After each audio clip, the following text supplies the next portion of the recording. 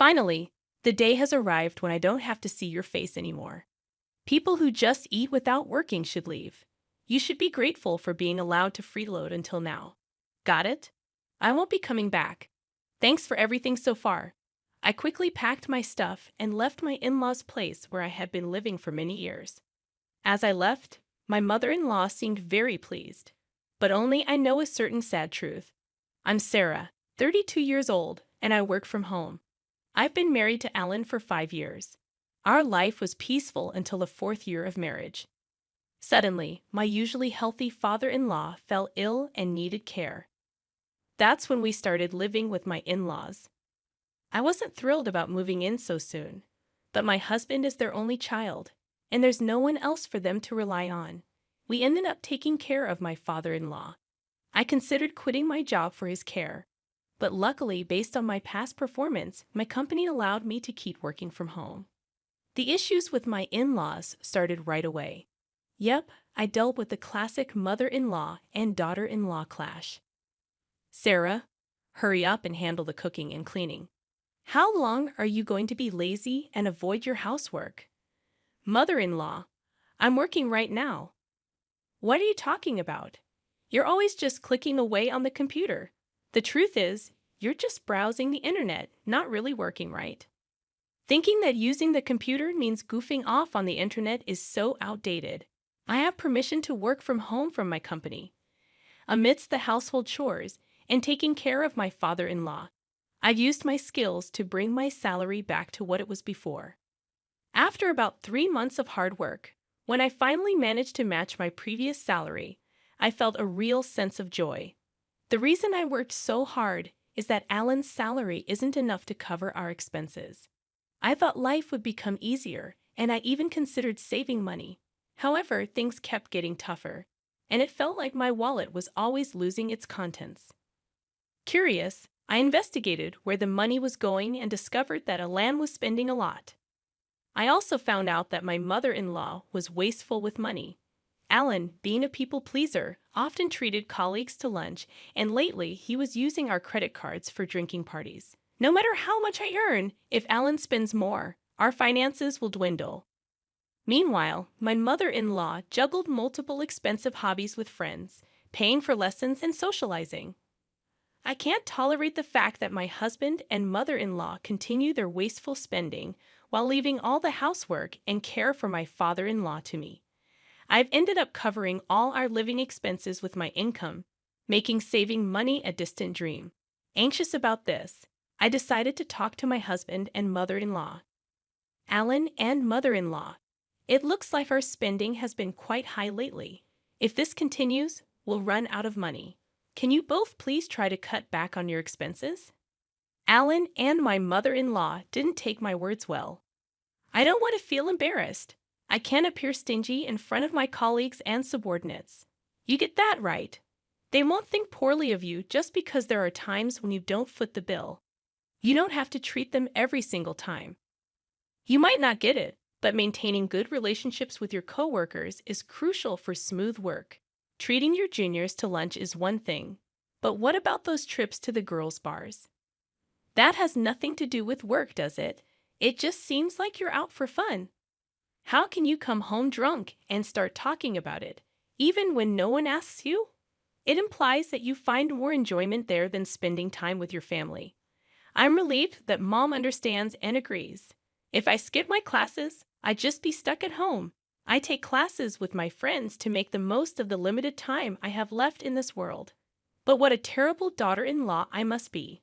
All she sees is the housework, thinking I don't contribute anything, so I have no right to complain.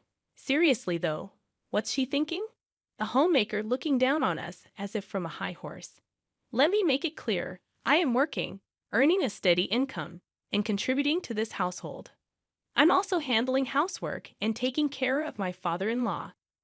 Don't lie. Working from home, you can't be earning that much. Mother is the one doing the living. Don't act so high and mighty for a part-timer. I was so shocked by what I heard that I couldn't even respond. They didn't seem to grasp that I was juggling housework, caregiving, and maintaining a steady income. Moreover, it appeared that my mother-in-law had told Alan that she was the one taking care of my father-in-law, making it seem like I was just a homemaker doing nothing. There were moments when I thought about leaving that house. I seriously contemplated it, but the reason I stayed was because of my father-in-law. Since I got married, he always treated me with kindness, unlike Alan and my mother-in-law. He would often say things like, "Sarah, I'm grateful to have a wonderful daughter-in-law like you. I apologize for everything." Father-in-law, taking care of you isn't a burden. Why would you say that? Sure, I feel bad imposing on you like this, but more than that, I'm concerned about my wife and son. They leave everything to you, doing as they please, right? Yes, you're right. I recognize that it's thanks to your hard work that our household finances are staying afloat. Alan's income alone wouldn't be enough to sustain this household. Father-in-law, you knew all along. It seemed he had understood our family situation for quite some time, and every time he received care, he expressed gratitude with heartwarming words. I genuinely cherished such a father-in-law and even found joy in looking after him. What would happen to this house if I left? I worried about who would care for my beloved father-in-law, so I chose to be the one providing proper care until he passed away a year later. My father-in-law passed away. During the funeral for my beloved father-in-law, tears flowed uncontrollably. "Sarah, why are you crying so much? What's wrong?" "Father-in-law has passed away. Isn't it normal to mourn like this?" "I've been his caregiver all this time." My response seemed to anger my mother-in-law. "You're making it seem like I never took care of him." The truth is, my mother-in-law hardly took care of my father-in-law. She was always busy with her hobbies, frequently going out. Since I was at home, she didn't have to handle any caregiving or housework. She even put on a tearful act in front of relatives, portraying herself as the oppressed and pitiful mother-in-law. To outsiders, it might have seemed like I was the unkind daughter-in-law. They defended her, saying, "Don't be so hard on your mother-in-law," and blamed me, despite the fact that I was simply mourning my father-in-law's death.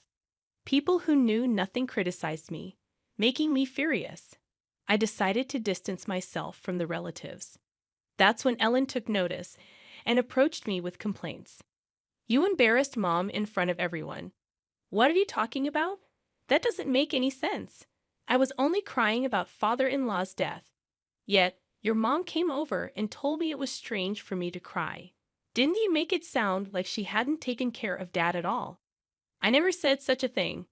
I just talked about mourning the loss of my father-in-law, whom I had always cared for." Perhaps it sounded like criticism to you because, in reality, your mom did nothing. Are you insulting Mom? I'm not insulting anyone. I'm just stating the facts. And by the way, if it bothers you so much, you could have done more to care for father-in-law too. If you're so upset about it, you should have taken care of him yourself. Why are you criticizing me? How can it be none of my business? It's only natural that you, his blood relative, would take care of him. I'm working for this family, managing the house. Taking care of relatives is part of wife duties. That's absurd. Don't be so ridiculous. I'm working too, you know. Our argument escalated, and the relatives had to intervene. Although they stopped our argument, I didn't speak to my husband at all after that. Once all the funeral proceedings were finished, a lawyer came to explain the inheritance. "I'd like to discuss the contents of the will regarding your late father's estate first. To the wife and the daughter-in-law Sarah, he's left half of his cash to each of you, and to his son Ellen, he's left ownership of the family land and home." What if Alan gets the land and the house? Doesn't that mean all the other assets go to the wife? Why is Sarah receiving an inheritance? I'm his wife. Your husband was deeply grateful to Sarah for the dedicated care she gave him. He wanted to give her part of the inheritance as a sign of his gratitude. This is his decision. He made his decision, and it can't be changed. I can't believe it. Oh, I get it. You were caring for him just to get the inheritance, weren't you? How could you think that? That has to be it. Otherwise, there's no way you could have been so devoted to him despite not being related by blood. I had a good relationship with my father-in-law ever since I got married. I took care of him to express my gratitude. Are you suggesting that you tried to make someone unrelated by blood take care of your own husband? Isn't that like psychological abuse? Don't be ridiculous. Fine, I won't bring it up anymore. Appearing frustrated that she couldn't say anything else inappropriate in front of the lawyer, my mother-in-law continued. So that was Dad's decision. It's grand gratitude for Sarah's caregiving, right? If that's the case, then we have no choice but to follow. May I continue? All right. Well, your father stated that it's no longer necessary to rely on Sarah. Upon hearing this, my mother-in-law's face, which had been dissatisfied just moments ago, suddenly broke into a smile. Yes, that's great. I understand. Huh? What do you mean? My mother-in-law seemed pleased, but my husband was confused. He didn't seem to understand what she was saying. So, in the end, Sarah's inheritance is nothing more than severance pay. It's not gratitude at all. Now that Dad's caregiving is over, we don't need Sarah in this house anymore. My mother-in-law had misconstrued my father-in-law's will just as he had intended. The truth is, my father-in-law had discussed this with me before. He wanted me to be free from this house after he passed away. He used the will to cleverly deceive my husband and mother-in-law, making it appear natural for me to leave. And just as my father-in-law had planned, my mother-in-law, completely misunderstanding his true intentions, saw the will as an opportunity to kick me out. Feigning shock at the will to conceal my actual desire to leave, I said, "Father-in-law, why would you treat me like this? To Dad, you were just someone to take care of him. Ellen, you can't understand Sarah anymore, right? Why don't you just divorce her, Ellen? You'll still stay married to me, right?" With tears in my eyes, I looked at Alan. After contemplating for a while, he said, "You know what? Let's get a divorce. I've inherited the family home and land, and Mom got some money too. There's no longer any need to worry about caregiving. So there's no problem if Sarah goes." Huh? What do you mean by that? Just what I said. I feel bad for asking, but could you leave our house and agree to the divorce? Understood. I suppose there's no place for me here anymore. Saying this with a hint of restraint, I retrieved a document from the drawer and handed it to my husband. After our recent disagreement, I went and obtained this. No mistake, the document was a notice of filing for divorce. My husband promptly signed it. Finally, I don't have to deal with you anymore. A non-working freeloader should just get out. Ellen, you should be grateful for us having put up with you. A total freeloader? Is that so? Okay, I understand. I'll leave. Thank you for everything up to now. By the way, since the lawyer is here, I want to check one thing. It's okay that I don't get any more than what I've already received from father-in-law's estate, right? Of course. You seem to have gotten a bit smarter, Sarah. You've been living off me until now, so don't even think about squeezing any more money out of me. Well, I suppose you're right. All right, it's settled then. Please make yourself disappear quickly.